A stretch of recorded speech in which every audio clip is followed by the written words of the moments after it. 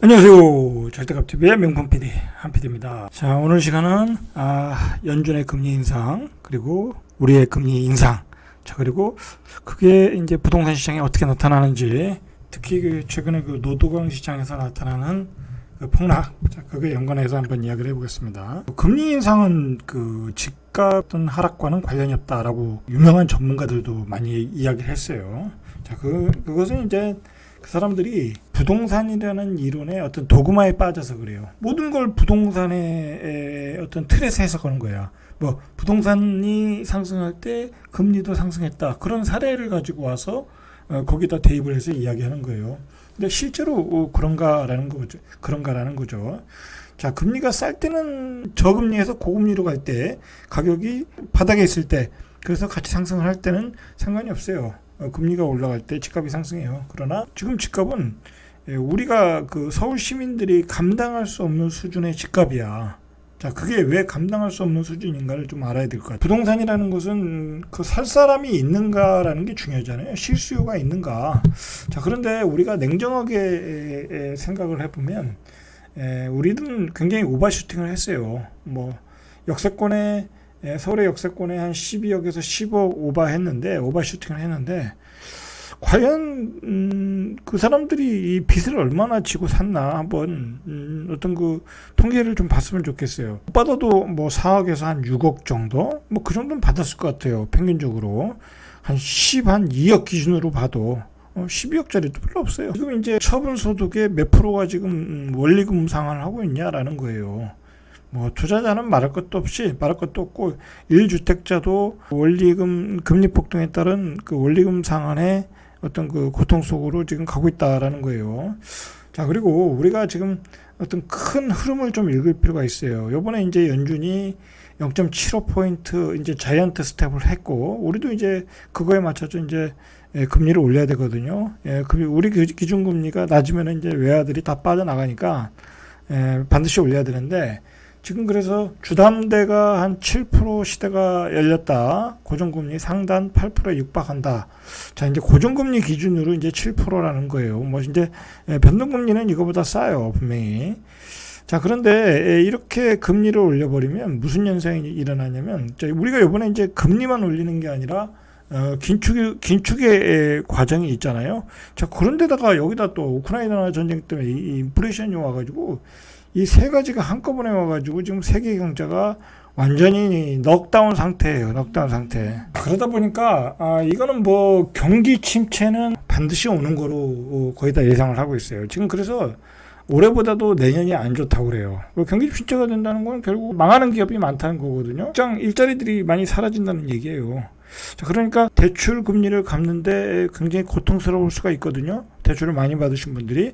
자, 그런 점에서 대비를 해야 되고, 그런 점에서 주택 시장은 하락 추세로 갈 수밖에 없다라는 거예요. 지금 벌써 이제 제가 뒷부분에서 이야기하겠지만, 노도강 가장 영끌 세대 20대 30대 영끌 세대가 가장 많이 영끌한 지역이에요. 그 지역에서 금매물들이 쏟아져 나오고 있고 매물들이 쌓이고 있다는 거예요. 벌써 이제 대출 금리가 감당이 안 되는 거야. 자기 소득에 예를 들어서 한 40%를 냈는데 소득의 70%까지 육박했다라는 거야. 이거 얼마나 굉장히 위험한 상황이에요. 자, 오늘 그 얘기를 하는 거예요. 이게 우리가 금리를 좀 배워야 돼요. 우리은행 같은 경우에 우리 아파트론 고정형, 이게 고정금리라는 얘기거든요. 이게 5.42에서 7.1%야. 보통 고정금리가 변동금리보단 비싸요. 왜냐면 앞으로 금리 인상분에 대해서 미리 선반영한 거니까. 그래서 이게 이제 변동금리가 되면 이제 예를 들어서 우대금리는 각각 최대 2.30포인트 적용해서 2.3포인트 1.7포인트 적용해서 최저금리가 변동형 같은 경우에 4.78에서 5.40 이렇게 적용받을 수 있다라는 거예요. 근데 계속 기준금리가 올라가잖아요. 그러면 이게 또 올라가는 거야. 그러니까 사람들은 또 불안하니까 고정금리로 받는단 말이에요. 자, 하나은행 주담대 고정형 금리가 5.23에서 6.53 조금 낮죠. 변동금리가 신규 코픽스 기준으로 4.33에서 5.63. 실제로 여러분들이 고정금리를 받으러 가면 한 5% 정도 받아요. 5.1% 정도. 변동금리는 이거보다 좀 싸고 그렇게 보시면 돼요. 근데 이게 이제 앞으로도 계속 올라간다. 그래서 이제 상단이 8%까지 간다라는 얘기예요. 자, 이거 이제 이자 부담 얘기가 이제 점점 나오고 있는데 주담보대출 고정금리가 연 7%가 돼버리면 매년 부담해야 할 원리금이 월 평균 161만 원, 그리고 총 원리금이 1932만 원에서 월 평균 199만 원, 2388만 원으로 456만 원이 증가한다라는 거예요. 자, 여러분 내가 이자와 원금으로 2388만 원 내. 연봉 5천 받는 사람이 한 반은 내는 거예요. 연봉 5천 받는 것도 그렇게 쉽진 않잖아요. 맞벌이인 경우에는 뭐 그보다 더 볼 수 있지만 어쨌든 내 소득의 한 60%를 내야 된다는 거야. 뭐 이거 살 수 있겠어요?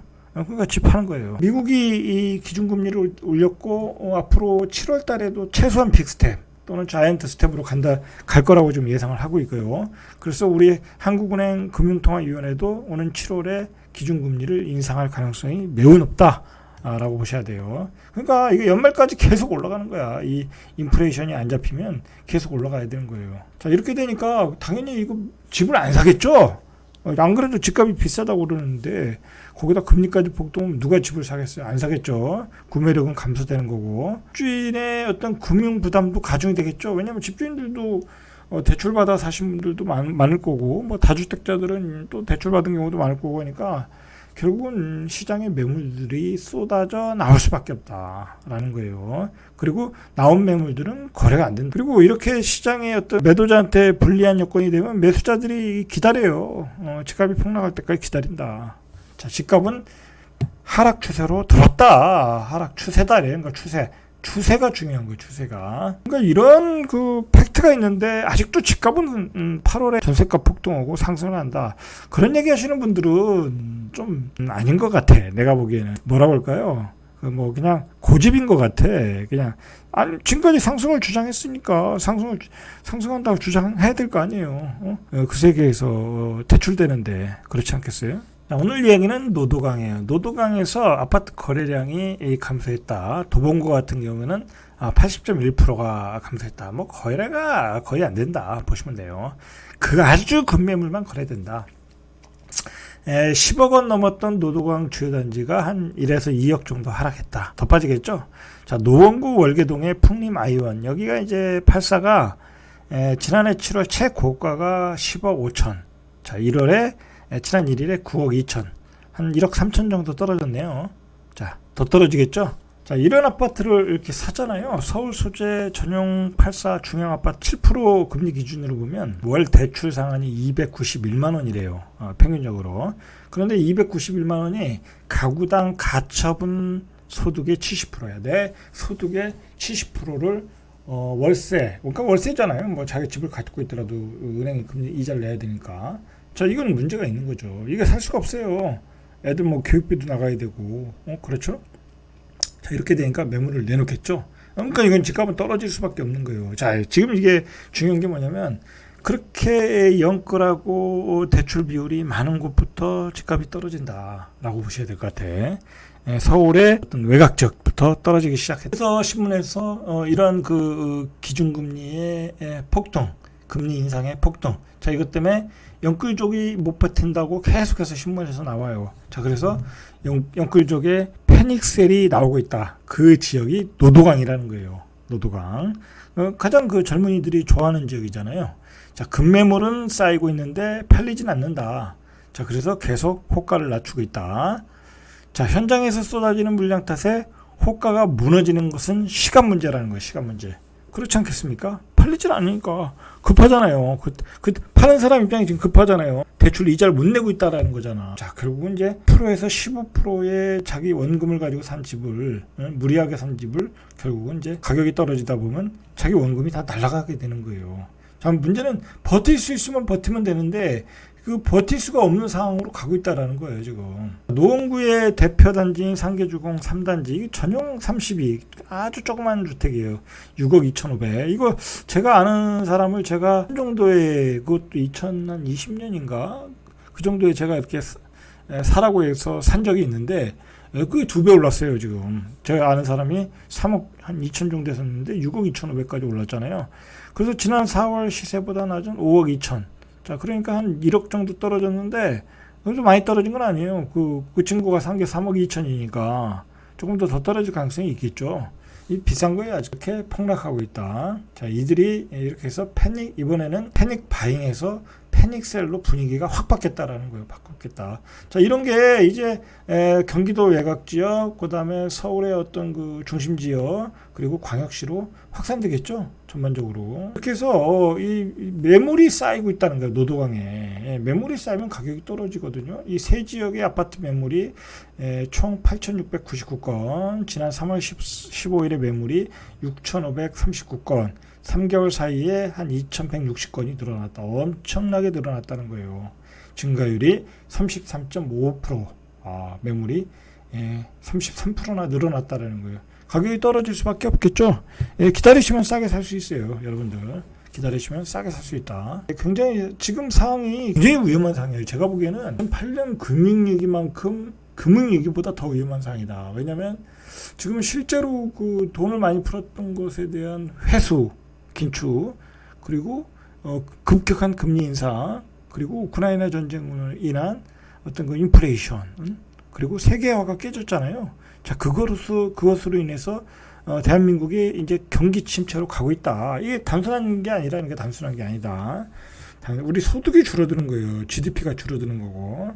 자, 그렇다고 하면 우리는 거의 금융위기 또는 금융위기급에 맞는 어떤 경기 침체로 가고 있다라는 거예요. 자, 이런 상황에서 무리한 대출, 무리한 투자 다 줄이셔야 돼. 반드시 줄이셔야 돼. 그리고 무리하게 집을 사는 필요가 없다. 지금은 말 그대로 그 유동성이 푸는 기간 한 7, 8년 동안 엄청나게 올랐거든요. 그렇다고 지금 최고점에서 거래가 한두 건 된 가격에서 조금 더 빠졌다고 살 필요가 없다라는 거야. 이 한 번 빠지면은 이 굉장히 오래 가거든요. 바닥기가 오래 간단 말이에요. 이게 매수 심리가 쉽게 살아나지 않아요. 이 후유증이 커요. 그렇기 때문에 충분하게 기다려도 충분하게 좋은 가격에 구축도 살 수 있고 새 아파트도 분양받을 수 있다. 자, 그렇게 생각하시고 내 집 마련을 준비하시면 될 것 같아요. 자, 이상 절대값 TV의 명품 PD 한PD였습니다.